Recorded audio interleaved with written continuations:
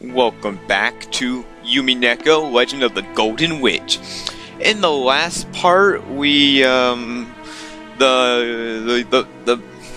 people discussed about the family business, and in this part, we might go to the beach. My beloved hometown, the sweet fish river running through it. You who seek the golden land, follow its path downstream and seek the key. That which is written on the epitaph of the portrait of my most beloved witch Beatrice is as follows. My beloved hometown running through it, you who seek the golden land, follow its path downstream and seek the key. If you follow the river downstream, you will find a village. In the village, look for the shore the two will tell you of. There sleeps the key of the golden land. He who lays hand upon the key shall be travel under the rules below. At the first twilight, you shall lift up a sacrifice to the six chosen by the key. At the second twilight, those who remain shall tear apart those two who are close. At the third twilight, those who remain shall praise my honorable name on high. At the fourth twilight, gouge the head and kill. Wait, what? At the fifth twilight, gouge the chest and kill.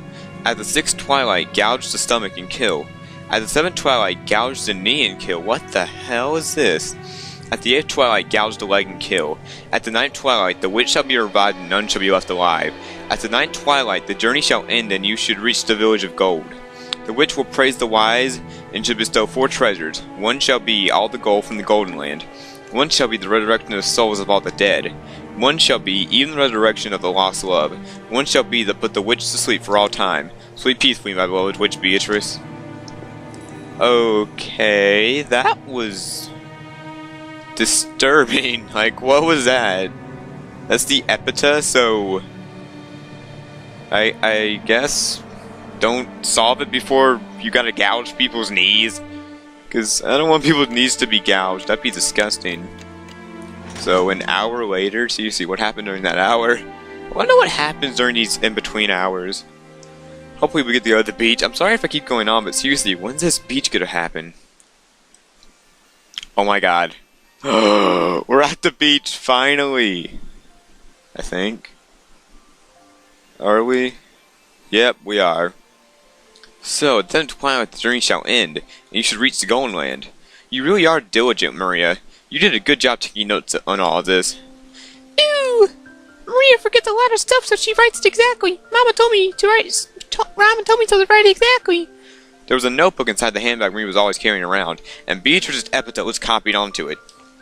Thanks to that, we were all able to challenge the puzzle epitaph while walking down this beach. Jessica and the rest have already tried to solve it several times, and I'd already gotten bored with it. However, since it was the first for me, I was so excited that I couldn't stop. It really tickled my man's sense of romance. Let's go start with the first line. My beloved hometown, sweet fish river running through it. Where was grandfather's hometown again?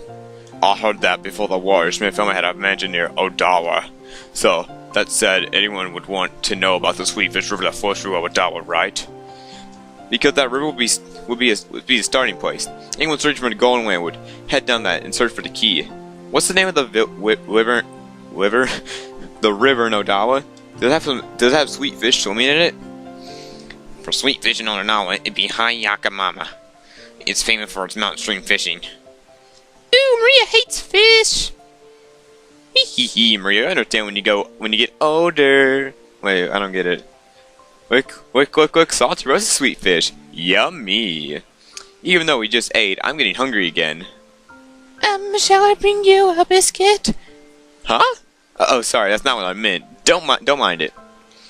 Shannon, since she didn't have any afternoon chores for a while, was faithfully keeping us company. I would have thought that as a servant accompanying us was forced her to take care of us and tire her out, but it seemed that it wasn't so in her case.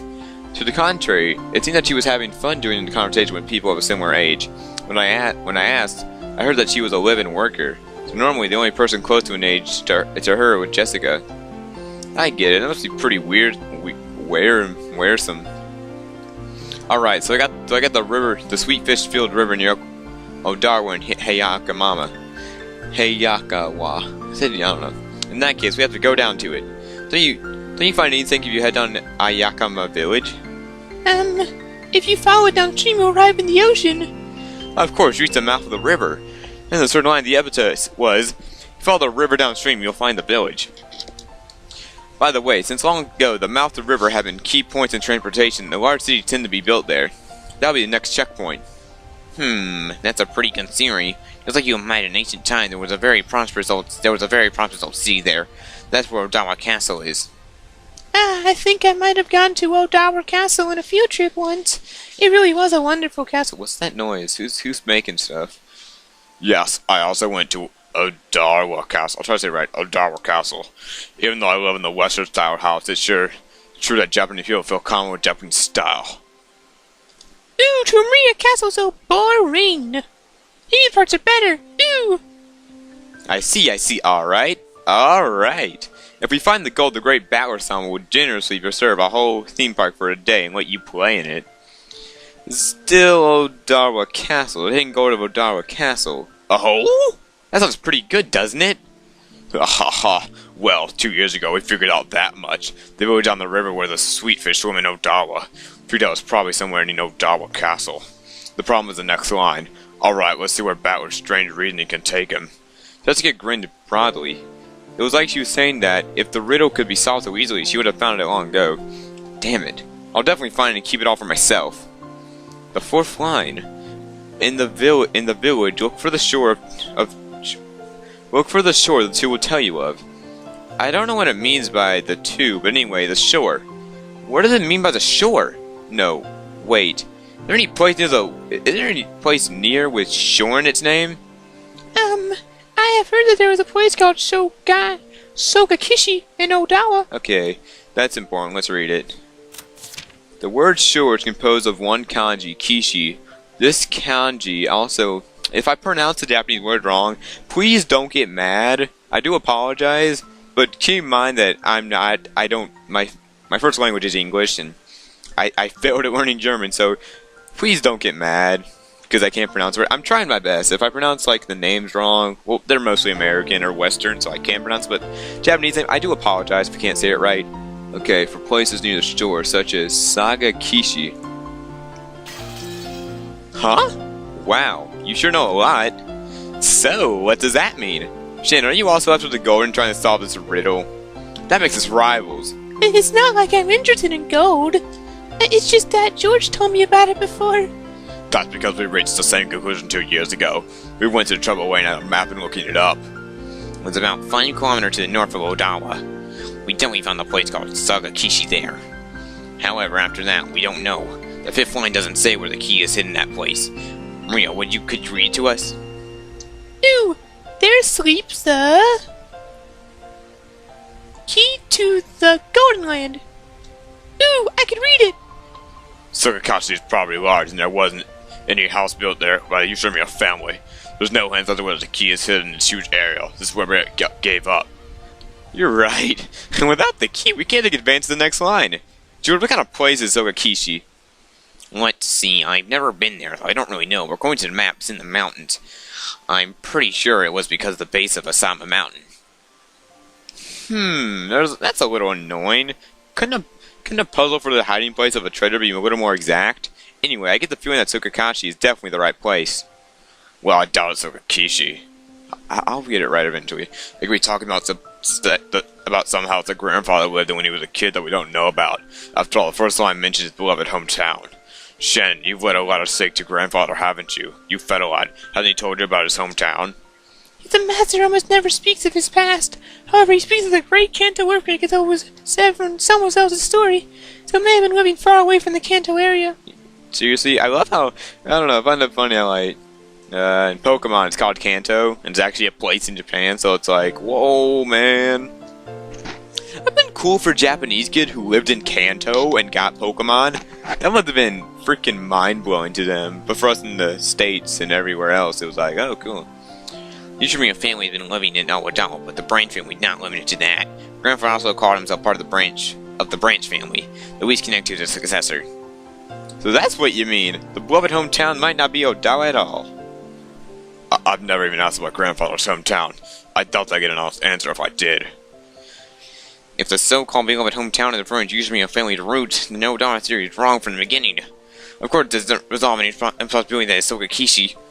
For example, he could have lived in Odawa when he was very young, but he moved far away later. Ooh, I don't get what you're talking about. Ooh! Maria had been completely left out of the conversation. Now she sat puffing out her cheeks in boredom. Right, so in short, if we can't decide upon the starting point for the Gold's Dice game, we can't even begin to play.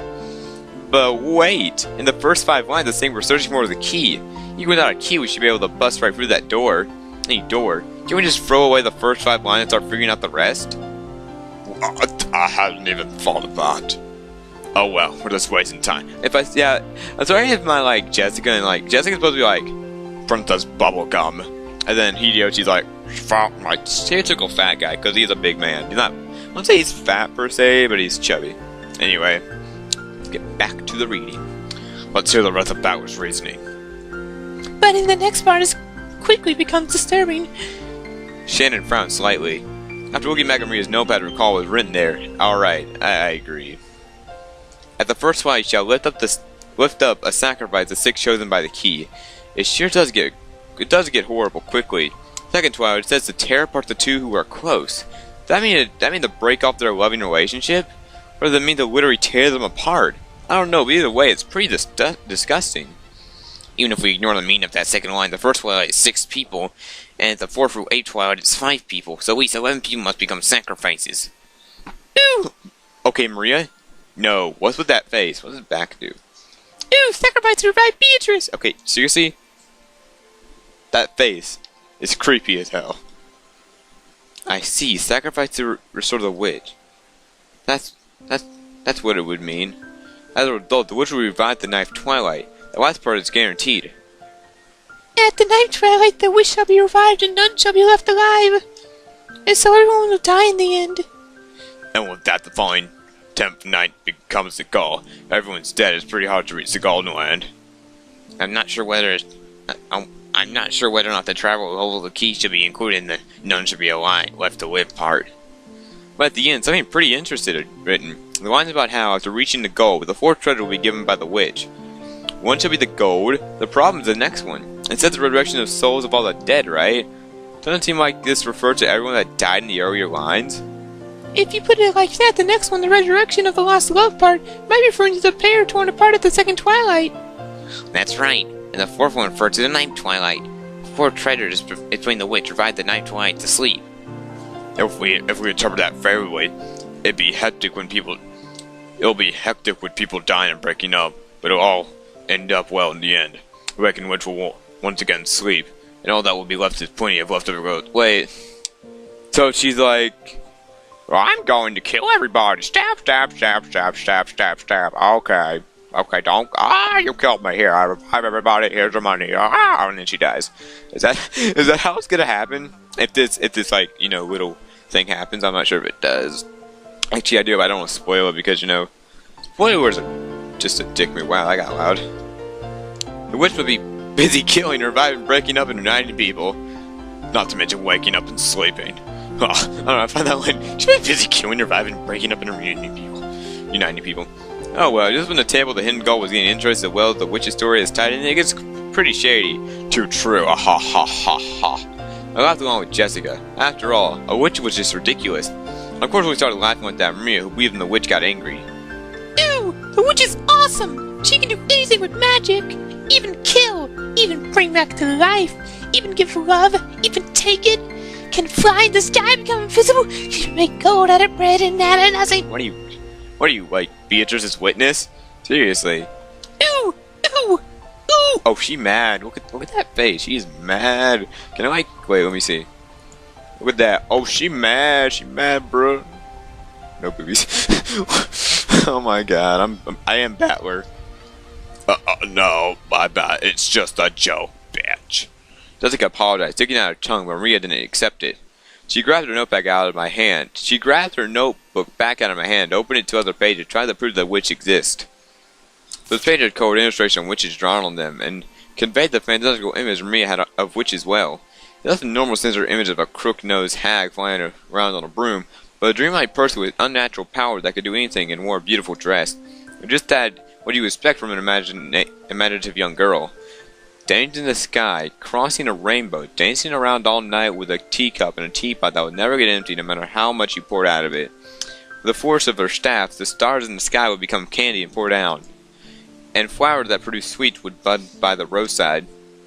To Maria, which was a unique concept, an abundance of the magical dream that so captivated her. As she grew up, this was the last thing that gave witness to her dull and plain everyday life. This is why Maria being wait no. I was saying like why maybe a storm, the storm's about to happen. Oh my god, 3 new messages on Skype. Maybe people are telling it's my birthday today, but it's the 29th, but like by the time, this is gonna be uploaded in October.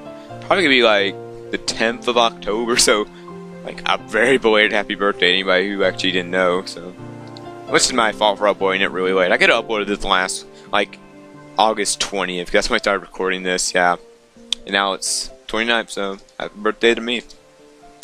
She didn't want that dream to be insulted, and then she didn't want the Epitaph, which it affirmed it gave them the witch to be insulted. Because the witch Beatrice and Maria's dream. To Maria, there was nothing that points to the hiding piece of gold, or magic to revive the witch. So there was a single link between Maria and the witch. Maria was very angry and called on George. Jessica and I scratched our heads and apologized. It might be possible to smooth things out, like the time she got mad in front of the portrait. Maria didn't want to be easily consoled. Like Jessica and I, who hung our heads wondering what she had done, she inattentively opened her mouth. Maria, did you know? There's a ghost story about Beatrice that has been passed down among the servants. Ew. Yeah, that's right. Shannon, tell us about it. I didn't really know, but it's apparently pretty famous among the servants. What is it? A ghost story? Yes. It's a story from before we were born. I also heard it from my mother. Yes, it has been passed down since the mansion was built on this island. The servants at the time whispered that the mansion had 2 masters, one in the day and one in the night. Batman! Beatrice! Actually, it's Batman. I don't care. You'll die. I want to hear this. The other that Shannon told us was just a typical campfire ghost story.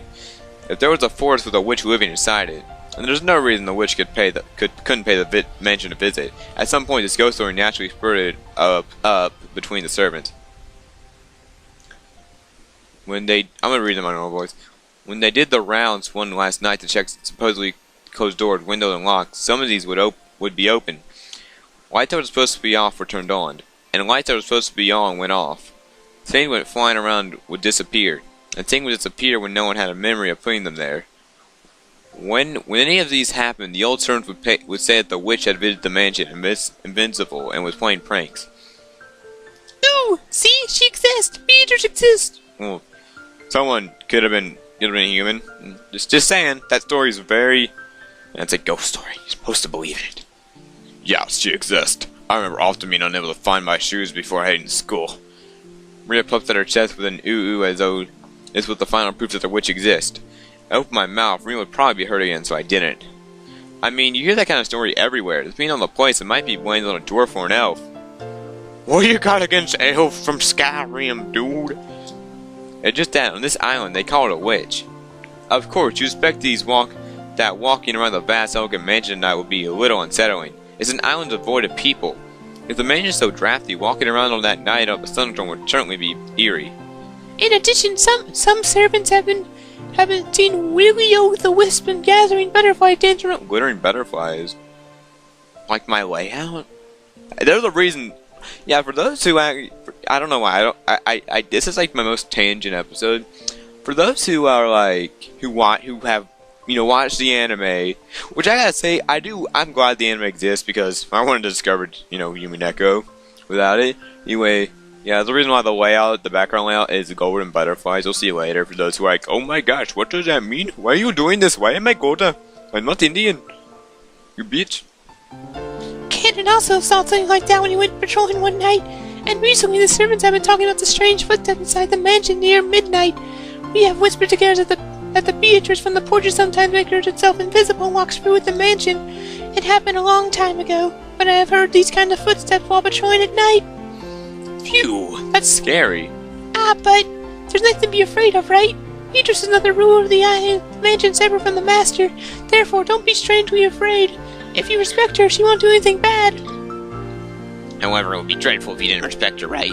Yes, I heard that. Just because just before I've been working, someone spoke badly about Beatrice fell down the stairs and quit after receiving a large injury to their back. Because there was a rumor between the servant that Beatrice's anger had been brought down upon this person. Ooh, anger definitely brought down upon Battler and Jessica. Wow, you are... Jesus, Maria. Ooh! I'm sorry. I don't want her anger brought down upon me. I apologize, Maria. Of course, I'll also apologize to the witch. I'm sorry, Beatrice. Please forgive an outsider's nonsense. I apologize as well. I'm sorry, Beatrice. I don't know. Well, this is why Kenzo said Beatrice, because he's a Japanese guy, and well, that's how they say it. They'll be Beatrice. Will the witch be able to forgive us now? Ooh! I love that face. I love that look. She's like, Don't know. The witch is fickle. So she forgives when she forgives and doesn't forgive when she doesn't forgive. Ooh! That's no good. Maria, isn't there some kind of good luck charm that could prevent Battler and Jessica from having Beatrice's anger brought down upon them? Some kind of amulet or something? Relying on Maria, who was proud of knowing that much about witches, George was able to revive her self-esteem.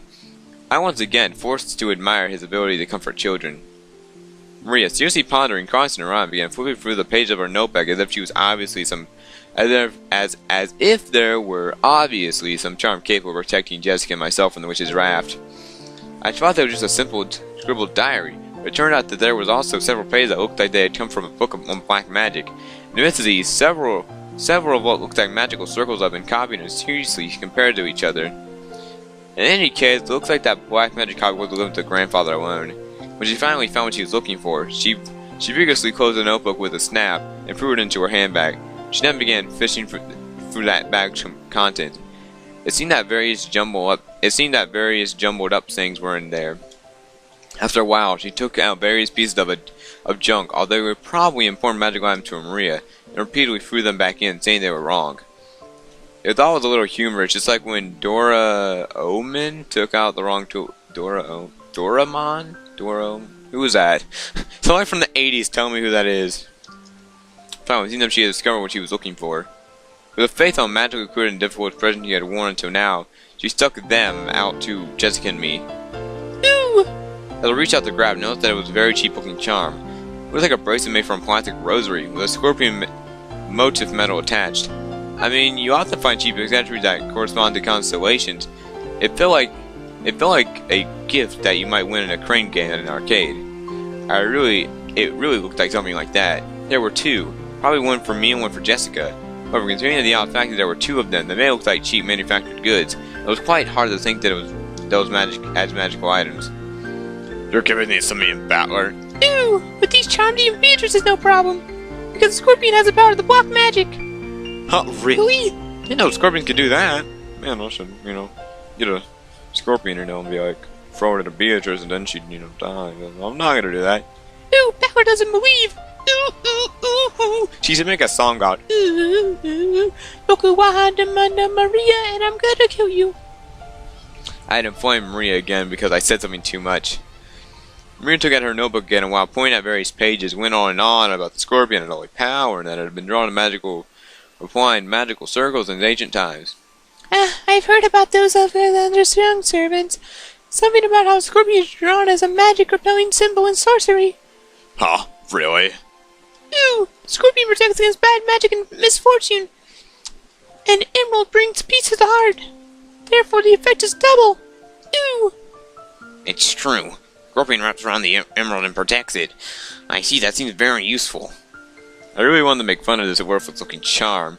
As I watched me explain the charm with all of her heart and realized that she had prepared them out of consideration for us, it felt as though, even though it was just a prize from a gamester, it would still be beneficial. The true quantity of the charm wasn't important. The strength of her feeling was. If I was planning on ruining everything by making fun of it. Oh, okay, thank you. I apologize to Beatrice. But even in the worst case when I'm crushed, I'll be safe now thanks to Maria's charm. Right, Jessica? Oh, that's right. Thank you, Maria. Ooh! Wear it on your arm when you want a peaceful heart. If you put it on your wall, your money won't decrease.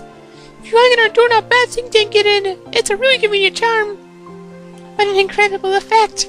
If Maria's confident in this charm and recommends it, I'm sure it'll be reliable. As Shannon clapped her hands together, Maria stuck out her chest. She's completely vigorous again. If it would keep her in this good of a mood, it would probably be worth it to let Maria lead the discussion for a while longer. When you think about it, she hadn't shared in our excitement when we talked about the goals and locations, so I think she had gotten a little bored. While eating the cookies Kumasala had baked, Jessica and I asked Maria this and that about black magic. Maria happily chatted away and responded to our questions. For each one, George and Shannon would act surprised and agree with everything she said.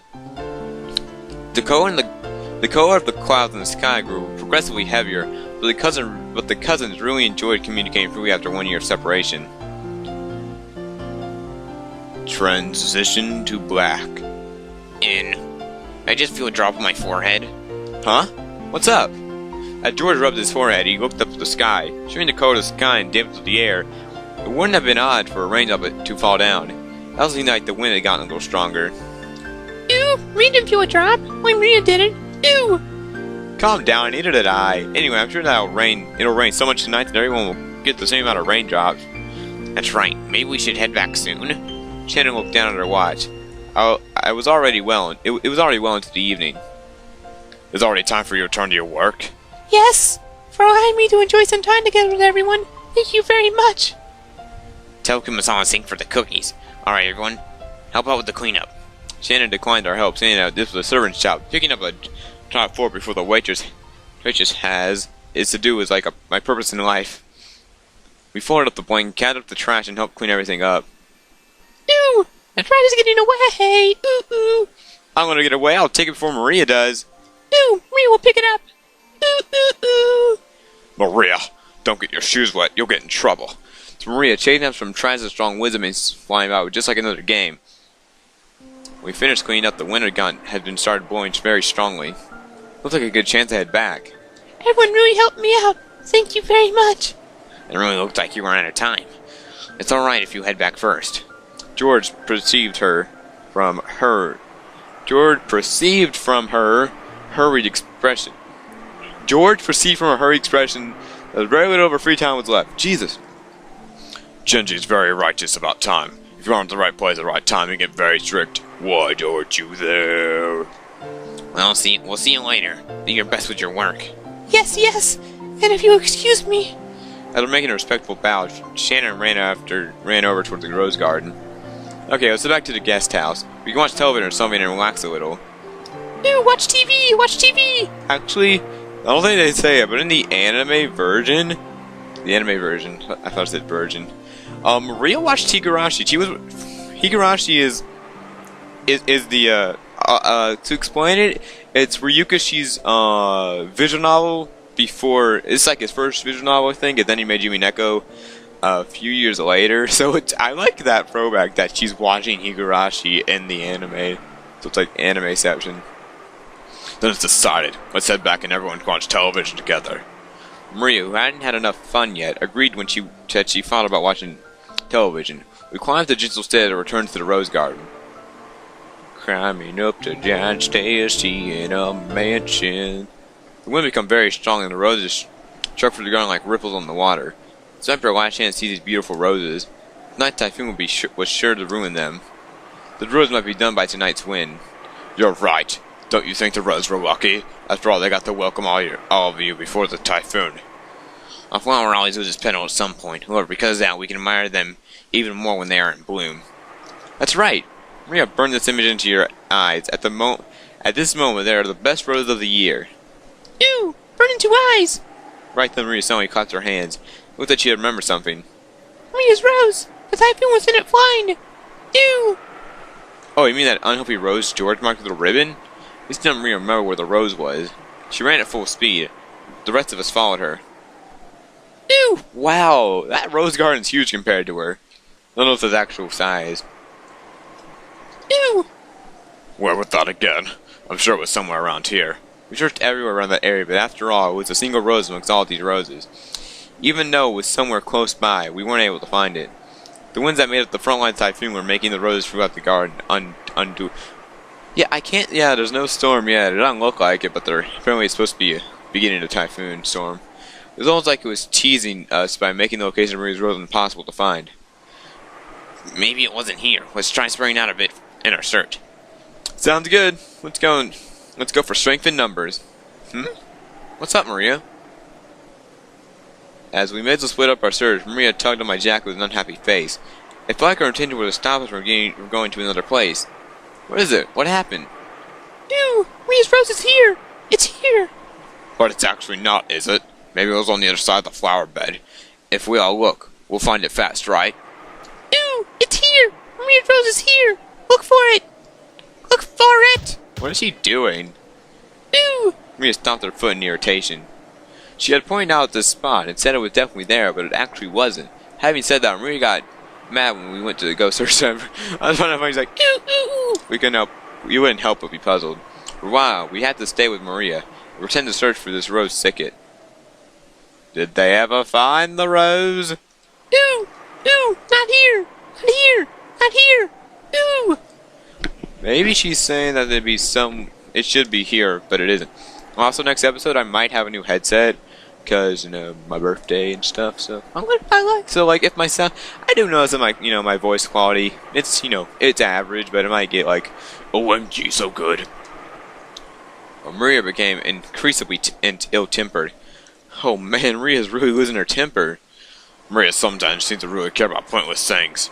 If she gets like, if she gets what she wants, that's all right. But You can't find something that isn't there. That's not good. just when we were at a loss as to what was going on, Maria raised a loud voice. Mama! Ooh! In the direction in which she went her hand, Rosa's figure was visible. Maybe she went. Oh my gosh!